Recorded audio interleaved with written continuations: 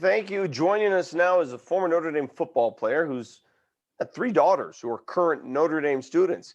He's also a very generous man, philanthropist who's been very loyal to his alma mater, especially Notre Dame athletics. Let's welcome Dave Butler. Welcome to the fight, Dave. How are you?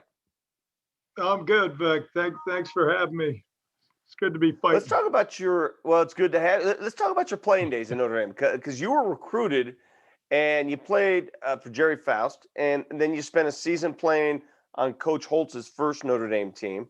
And according to these scripts here, I'm supposed to read about the good old days. If you can share some old stories from the good old days, but for old guys like us, the good old days seem like yesterday, don't they? Right, exactly. Well, I'll tell you. Coach Faust.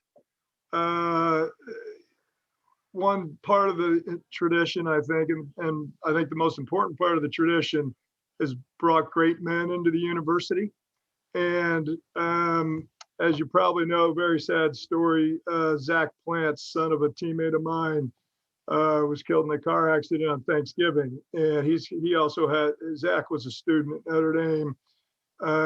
He has two other sons at Notre Dame, and Ron Plants. We called him. He's a big guy. We called him House Plants.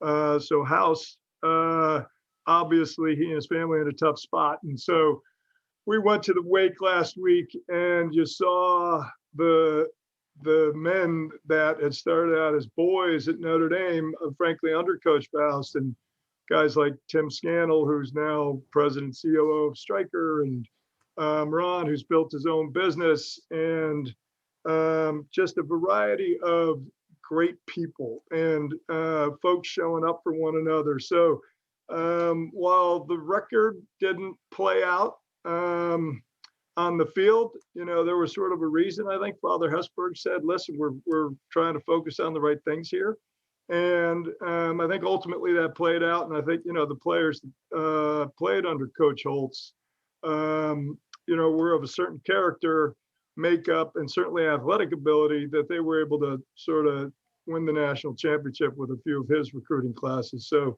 as much as there seemed a huge change, I think there's incredible continuity in terms of the types of people that the school's always attracted, and that was there during both tenures. You played defense for the Irish, so I have to ask, what's impressed you most about this version of the Fighting Irish D? I think listen, I've said for the last 10 years, Brian Kelly has brought some of the best athletes in the country into that school. Again, guys of great character, and that we have the similar talent, certainly on the front lines, as all these other schools. I think what's different this year is there's an attitude. There seems to be, on all great teams, they are just that. They're a team. And there doesn't seem to be a superstar culture there. It seems to be guys who are playing, enjoying the game, playing with reckless abandon, and really playing for one another. So it's special. It's palpable. I don't know what you see, but that's what I see. All right, so we're 4 days away from the rematch now, Clemson Notre Dame. I'm looking at these point spreads. Are you kidding me? Double digits? Where's the respect here, Dave? Right. Well, I think, listen, I think people are giving them a lot of credit that they've earned. I just don't think they realize what the Fighting Irish have. And I think they're going to have their hands full. I frankly don't think they gave up much leaving Trevor Lawrence on the bench. And I think Dabo knew that.